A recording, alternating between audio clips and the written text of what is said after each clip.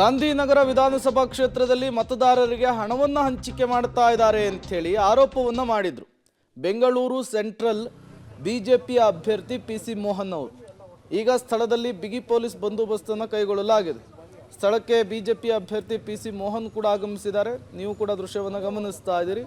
ನಾಳೆ ಮೊದಲ ಹಂತದ ಚುನಾವಣೆ ಕ್ಷಣಗಣನೆ ಆರಂಭ ಆಗಿದೆ.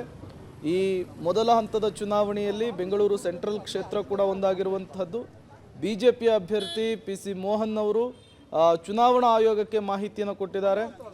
ಮಾಹಿತಿ ಸಿಗ್ತಾ ಇದ್ದ ಹಾಗೆ ಪೊಲೀಸರು ದೌಡಾಯಿಸಿದ್ದಾರೆ. ಚುನಾವಣಾ ಅಧಿಕಾರಿಗಳು ಕೂಡ ಆಗಮಿಸಿರುವಂತಹದ್ದು. ಗಾಂಧಿನಗರದಲ್ಲಿ ಮತದಾರರಿಗೆ ಹಣವನ್ನು ಹಂಚಿಕೆ ಮಾಡ್ತಾ ಇದ್ದಾರೆ ಅನ್ನುವಂತಹ ಆರೋಪವನ್ನು ಪಿಸಿ ಮೋಹನ್ ಅವರು ಮಾಡಿದ್ದಾರೆ. ಆಗುತ್ತೆ ಅಂತ ಹೇಳಿದ್ರೆ ಇವತ್ತು ಬಂದಿರೋ ಪರ್ಪಸ್ ಏನು ಸರ್? ನಾವು